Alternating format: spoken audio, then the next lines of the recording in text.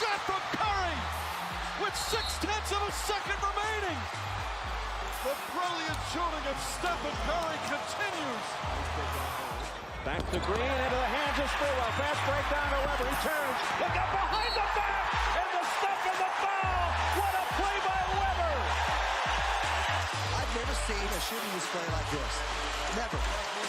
37 and a quarter.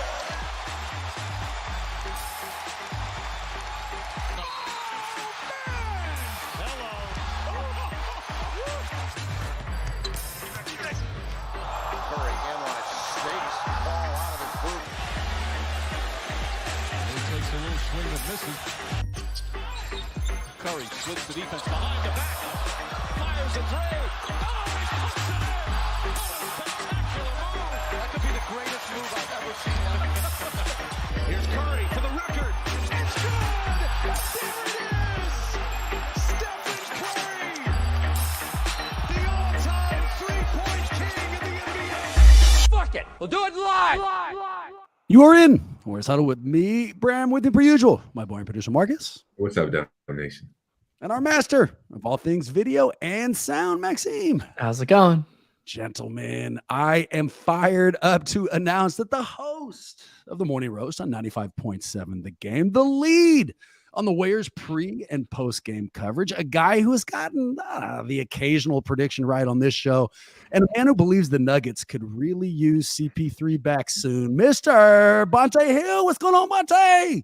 Boys, the Nuggets could use CP3 back. I mean, everybody wants CP3 to play. You play Phoenix, he plays. That's barbecue chicken. He's slowing the game down. Denver's like, please, CP3. We got some magic powers for that groin. Please. They'll sprinkle something onto that groin injury, man. And Phoenix is like, hey, man, just take your time. We'll reevaluate you in a week. We all good over here.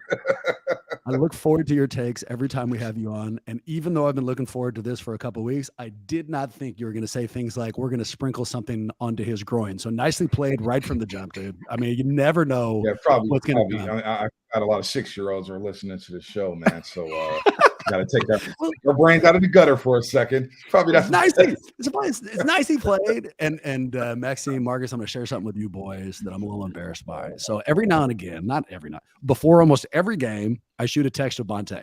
And really what I'm looking is for like a rebound portion of optimism, some sanity. You know, I shoot it out saying like, how are you feeling? Are you optimistic? He used to tell me, good, we got this. Now he just echoes back how fucking crazy I am. So like, I'll be like, Bonta, how do you feel? Not as crazy as you are. Bonta, are we going to win this? Where are you right now losing your mind? So I mean, just a little background between Bonta and I. I mean, Bram and Joe Shash were the butcher of one of a kind, right? Were you guys separated at birth? I mean, this guy's got anxiety through the roof. I refuse to watch games with him. Bram's texting me, how we feeling, big fella? How we feeling? Dude, chill, dude. We're champs. Relax. It's all good. We've been here before. I mean, this is our first rodeo in 17 years. I mean, we've done this before. This is now the Warriors Invitational. Chill, dude. It's all right. God, I wish you were wrong. I mean, at the risk of oversharing, when I texted Joe about it, he hit me back saying, I've been up since 3 and I'm hella worried. So I almost prefer fucking Joe's anxiety. I'm just going to tell you that right now. Joe gets it. Joe gets it, man. Yeah, smoke some pot, man. He's sitting there for the boarded blood. That's when I knew the Warriors were going to win Game 7. That's like, all right, Joe's losing his mind. Great. I've been cleaning the house since 4 a.m. It's like, what a loser, man. Okay, Chief, settle down. Also, and let's make sure that we edit this out. But I've been casually smoking weed since the late 90s, dude, and I'm still a fucking crazy man. So I don't think that weed is going to slow any of us down, boys. Probably not. We have got a lot of ground to cover. It's all looking forward. We are less than 2 hours away from just a huge Game 4, and I am in fact losing my shit. I can only hope that Joe is somewhere losing his shit as well. So our only section today are the golden questions. These are our mailbag. They all look at Game 5. And here's our first quote. The officiating has been so bad, the league has had to go with Scotty will foster a 7-game series tonight. Let me just go ahead and pause there. What a great nickname. Scotty will foster a 7-game series. Good for you, whoever it was who wrote that in. Picking it back up, what team do you think will shoot more foul shots while Scott watches over Game 5? So don't answer this yet, Bonta. Loaded question, right? Kind of the issue that everyone's been kicking around, whether or not the officiating is fair. So before we get any answers here, let me give you some stats. If we've got that guru tweet, Maxine, let's go ahead and pull that up here. So stat number 1, Bonta. Free throws for the series. Lakers 83, Warriors 39. That plus 44 free throw differential is the largest ever since 2011. And the Miami Heat. Give it that next one. The Warriors World tweet, Maxime. Stat number 2 for your consideration. Steph Curry, 7 free throws in 99 minutes. Dennis Schroeder, 18 free throws in 69 minutes, despite the fact that Steph has, in fact, more drives than Schroeder. And then finally, for a slightly less analytical take, let's hear from Eddie Griffin, if we've got that as well. Yeah, them refs, woo-wee, and the Lakers. Well, yeah, help them across the finish line. Help them. They need all the help they can motherfucking get. Motherfuckers, what the fuck? God damn it. The refs, they done gave how many motherfucking free throws the goddamn Lakers had in the goddamn first half? How many have Golden State had? I know. I want to win, but I want to win fair and goddamn square. What the fuck? You cut it right there. So, noted Laker fan and comedian Eddie Griffin. There's a few of the takes. Don't answer the actual question yet. How do you handle this officiating so far? I've heard you on the roast. I know that you don't want to blame it. You're a little bit like Steve Kerr, but how would you describe it, man? What do you explain? I mean, it's to be expected. I mean, Lakers are number 1 in the league in free throw attempts for a reason. They're number 2 in free throws made. The Warriors are the worst team in the league when it comes to the free throw department. The Lakers cried and moped and whined that off day on Friday with D'Lo and Darvin Ham. They were basically saying we can't win if we don't get to the free throw line. So let's openly whine about it to the press. So that's in their heads. And we all been watching the Lakers for our entire lives. Whistles get a little funky in LA. It is what it is. And you saw a game like this coming in either game 3 or 4 that the whistles are going to be a bit fishy. Now, is that the end all be all and why the Warriors lost? No, absolutely. I mean, the officiating has been what I expected. Now, the Warriors do reach. They do hack. They've done it all season long. How about we take care of the basketball instead of reaching and fouling? How about that? Committing 9 turnovers and giving up 14 points off of them. So the officiating was what I expected. It was going to be a little funky, but again, with just over a minute left, it was a 52-48 game. It wasn't like the game was lost. All of a sudden, they broke down defensively, offensively in the last minute. Next thing you know, you're down 11. But it's the Lakers, man. It's Hollywood. We know what time it is. Marcus, you've traditionally agreed with Bonta. You guys, I get frustrated how well you guys get along. So you hear that. So what do you think? Do you agree? What's up, Bonta? Yeah, I mean, I do. I think the Steve Kerr has to say that it's not the officiating. That's just the party line. You have to say that in the middle of a series. You don't want to get the refs against you and something like that. I do think the disparity should be a little bit better balanced. But I don't think we're going to see what it was in game 2 where we shot 1 more free throw than the Lakers. I think if they shoot 8 to 10 more, then that's about what the average range should be with the way these teams play and with the way the whistles go for the Lakers. To Bonta's point, I agree. I think it's just the turnovers.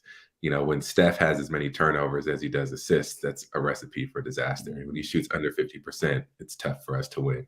Clay didn't have a good shooting game, and you add 19 turnovers onto that. And, it's going to be tough to beat anybody, let alone a Lakers team that has an Anthony Davis that's locked in and engaged and healthy. So, the referees are noticeable in this series. And I think the reason people are calling it out isn't just by happenstance. Like there's a bunch of other series going on, and this is the one that's getting the most heat and the most criticism for the officials.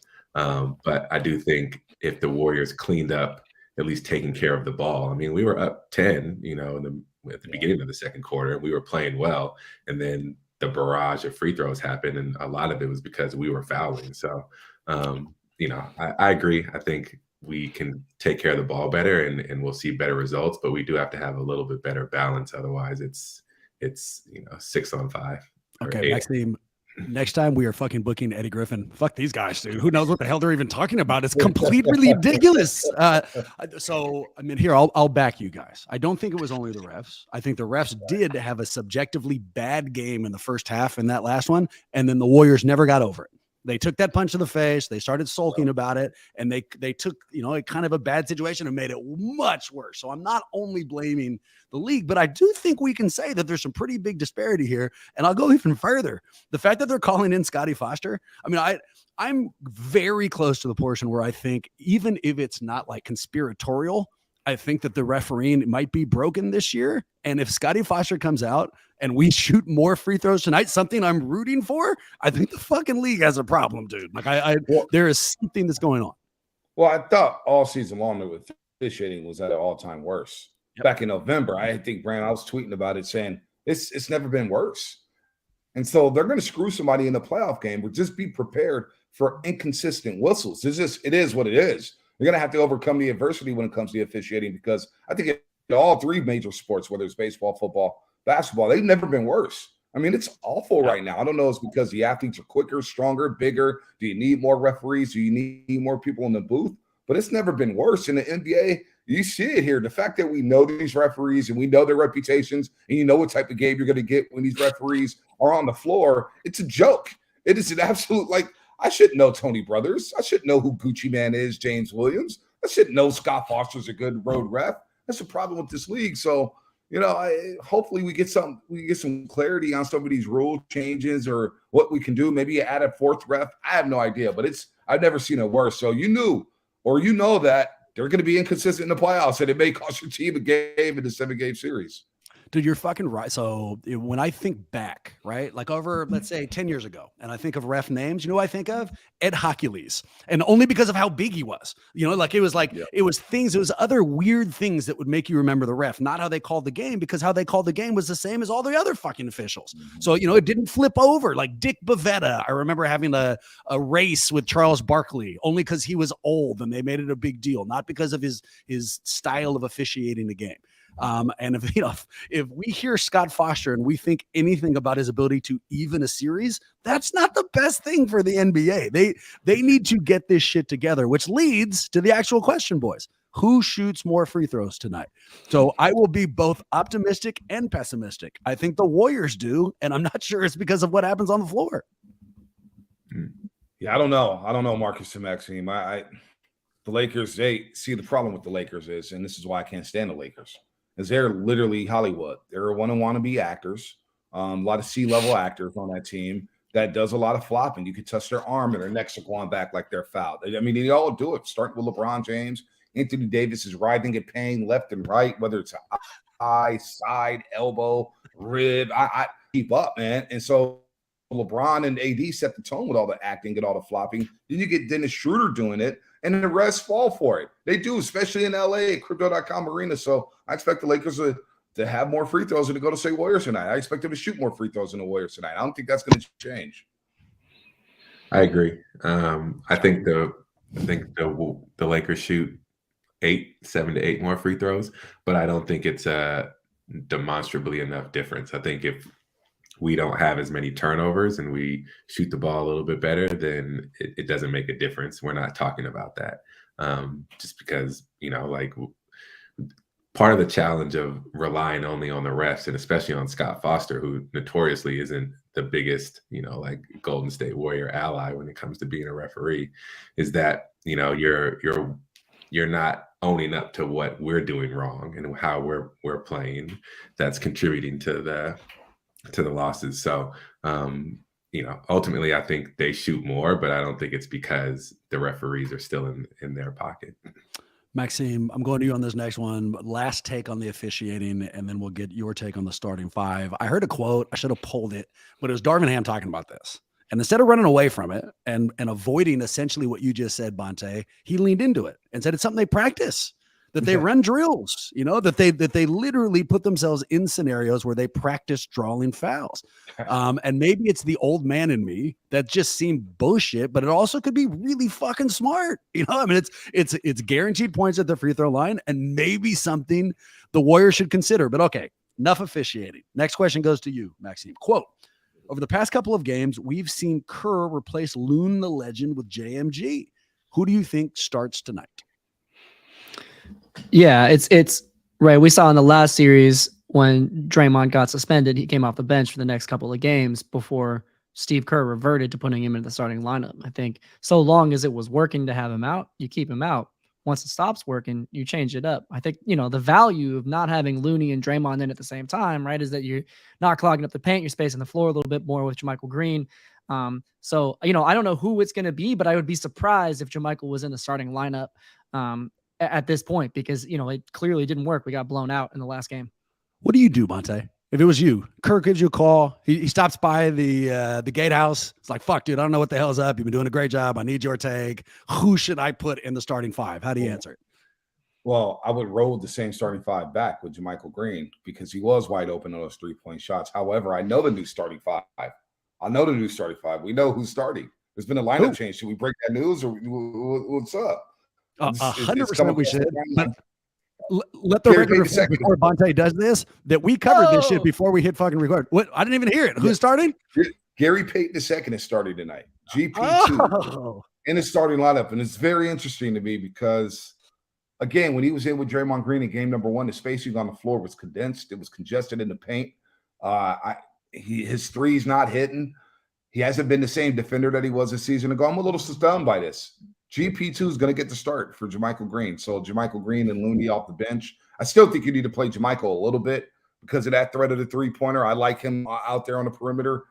Okay, he went 0 for 3, but he took the shot. It's a great shot. I'd rather see him take that shot, but GP2 starting. So there you go. I wasn't expecting that one, and I wouldn't have done that one, but what do I know? I'm not Steve Kerr. Yeah, let's see what happens here. One of the things that we haven't actually said into this mic, but I've noticed, and it's kind of bothered me, is GP2's confidence hasn't been there. It's not just that he hasn't hit in the threes. He hasn't even really been firing them up. He's had a couple of like wide open looks that he's swung around the horn instead of taking it. But, shit, maybe this is the huge answer. And again, credit to Bonta. Who knows when he found that out? But I do know that before we hit record, we're like, here are the questions. And I said, we're going to talk about starting five. This fool didn't say shit.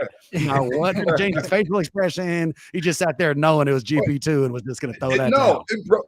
It literally broke during the podcast. We were into it. Shams Charania just came out with a tweet. I got the alert all over my phone and hey, GP2 starting. Hey, what do you know? GP2 starting. I did not expect that. Some people did apparently, but I wasn't expecting that. I wasn't expecting a defensive lineup. I guess you have GP2 on D-Lo. You put Curry on Vanderbilt, I guess. You got Draymond on AD. Wiggins on LeBron. You have Clay on Austin Reeves. I guess it makes sense, but the Lakers are hunting Steph. Or I don't know. Very, very interesting lineup. Offensively, I don't see the spacing. And offensively, we were terrible last game. And unless GP2 had some rim pressure, so I'm not sure. Right. I don't get immediately that look. But since we're recording this 2 hours before, and most people will be listening to it afterwards, if it worked out, let me go ahead and say, great idea. Great idea, Steve. Incredible. You're a Hall of Famer. That's exactly right. And so this tweet from Bonta Hill saying it's going to be GP2. Fuck Bram. I'm not going to tell him. That's not you. It's a different. It's a different Bonta. That's a fake one. Yeah, that's a Bonta Hill stand. Keep the mic, Bonta. I need some advice. All right. So background. This weekend past was my birthday. Sunday was the birthday, but Saturday was the party. And, we met at a bar, had some fun, and then ultimately brought everybody back, maybe 10, 11 people to the house. And so it's a game watch / birthday, but really it's a game watch. And as you can imagine, by the fourth quarter, it's a fucking funeral. Everybody is pretending to be looking at their phones because we can't stand watching. It's upsetting. And 99% of the people there are not just Warrior fans, but long time, 20-year Warrior fans. They're taking this as hard as I am. But one guy who I really like is not a Warriors fan. In fact, he's not even a basketball fan. He's more of like a Premier League guy. But I've known him for decades, and like most relationships, I have a shit-talking relationship with this guy, and I mean good-natured, but it is what it is. So here's where I need the advice. We go to the fourth quarter. Warriors are pushing a 25-point deficit. I am losing my shit during a birthday party. Everyone around me is sad as fuck. And this one guy who doesn't give a shit about the game continues to talk shit about the Warriors in the back.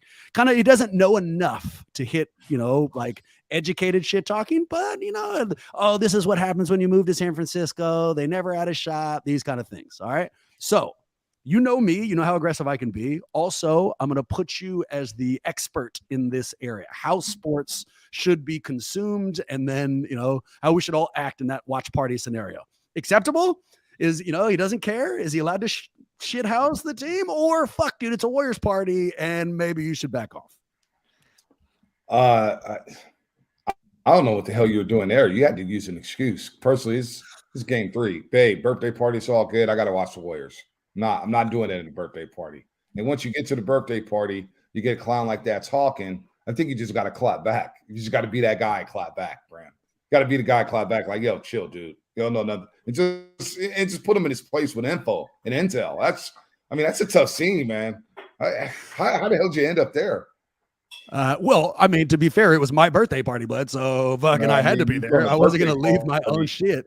And here's how I did handle it. Birthday party. I gotta watch that by myself. Hey, we'll do it on a Friday night, man. Warriors game takes all precedent. Babe, cancel. Shit, I should have called you beforehand. What I actually did is we allowed it to happen like in the moment. Everyone was so depressed and upset. It's just silent. He's talking to himself. And then afterwards, we find ourselves outside having one more beer. I finally am able to get in contact with my anger and tell him that shit is fucking unacceptable. That you cannot be, if you don't care about the sport, then don't talk about the sport during a playoff loss in general, let alone a Lakers loss, dude. Like that, it was an unacceptable scenario. But it does bring us to the most important question, boys. Who wins game 5 and why? Or game 4 and why? Well, Warriors win game 5 after they win game 4. And the Let's go. Let's go. So that it'll be 3-2 Wednesday night. Don't even trip about that. The Warriors will win tonight. They'll battle through the whistles. They've been through adversity. You know, the old stat that's rolling around. They're 7-1 under Steve Kerr when they're down 2-1. They've been down 2-1 now for the 3rd straight series. You know, going back to the NBA Finals against Boston, whether they've lost 3 straight game 1s. It's just the way it's going to be this year. It's going to be a little difficult. It's going to be a bit of a roller coaster, but Steph's not going to let this team down. It starts there. Steph and Draymond knows he has to be accountable. He's got to be the guy today. He's got to be the guy to set the tone. Not just, you know, we would love this 10 to 12 points, right? But it's the defensive tenacity that I didn't see last Saturday night in game number 3. You know, I don't want to see him helping up Anthony Davis off the court. I don't want to see that. I really don't. I want to see the Saginaw Savage come out there and play like a Hall of Famer. So Steph, Dre, Clay will not let them down. And I think we see an even more aggressive Andrew Wiggins. Andrew Wiggins ended up with 11 shots in game 2. I want to see him around the 15, 17 range when it comes to FBAs. I think he has a mismatch. I don't think D'Lo can guard him when he gets a switch. I don't think Austin Reeves could check him. And I want to see him go at LeBron James in those legs, wear his old ass down. So I want a big game from Andrew Wiggins, and I think you'll get a big game from those 4, and you'll get just enough help. Whether it comes from GP2, DiVincenzo, Poole, Kuminga, your guess is as good as mine. I have no idea. But I think Looney will give you some good minutes off the bench. And I got the Warriors stealing one down in game 4 and evening up the series. Let's go, Bonta. What you don't know is about 8 seconds into that, it was like the fucking Rockies theme song. I started like getting more and more excited. Dude. Where the hell has this been when I text you? I need you to tape this and text it back to me. Hey, man. Hey, they're going to win tonight, man. This team, and look, I'm not going to bet against them until we see them lose.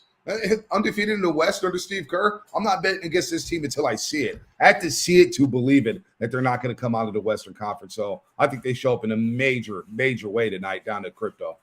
I think they win too. For most of the reasons you just said, I think we finally get the Steph game we've been waiting for, but I have a little bit less confidence in it. And here's my final reveal. Way back, I don't even remember when, but there was a World Cup that the U.S. was in. I'm saying like 2-3 World Cups ago.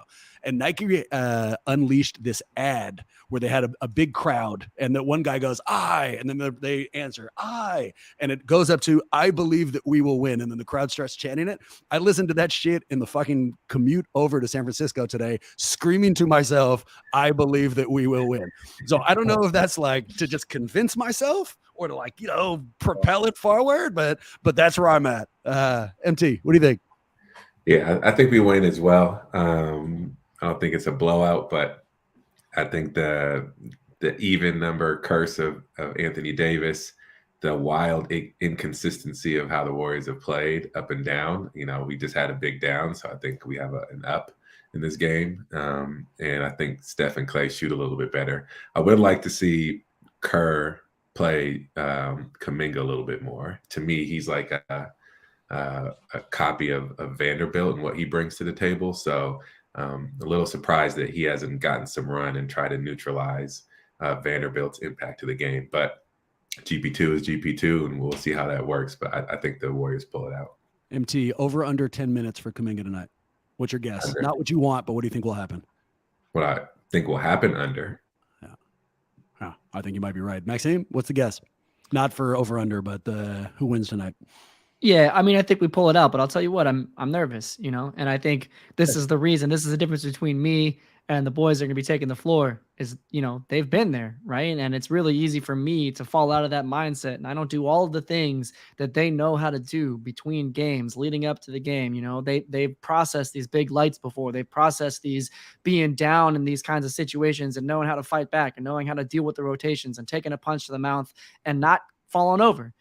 Coming back and making it happen. So I think they were pretty shocked by that foul discrepancy. You heard Draymond say it, right? They took them out of the game in that second quarter, got them confused, got them out of their game. That's not going to happen again. Even if the foul discrepancy is terrible, these dudes are now ready for that. And if that's the difference maker of the series, as we've seen it be so far, I mean, they're not going to let that stop them. So I have a strong belief that we're going to win tonight. Here's our second piece of breaking news. I actually do know how they get ready for the game. They get together in a team room and watch this amazing World Cup ad from Nike. It's fantastic. I don't know if you guys ever heard of it, but it just propels you forward. Bonta, look forward to having you. I know that you got big responsibilities tonight, but so we appreciate you coming on. For people who need way more Bonta Hill in their life, where do they go? At Bonta Hill on Twitter, 957thegame.com. Hey, we'll do it next week. Conference finals. Me, you, MT, Maxine, we'll be breaking down. Let's go. Warriors and Suns, the return of Kevin Durant back to the Bay. I had the Suns in 6. I'm sticking with Suns in 6. Great series. Don't know how they slow down Jokic because DeAndre Ayton is playing like a poodle. But you know what? Warriors and Suns in the conference finals. I'll be back on during the conference finals. I promise you guys. Fuck that. Mic drop. No need to say anything else. Go Warriors. Hopefully, we'll see you real soon.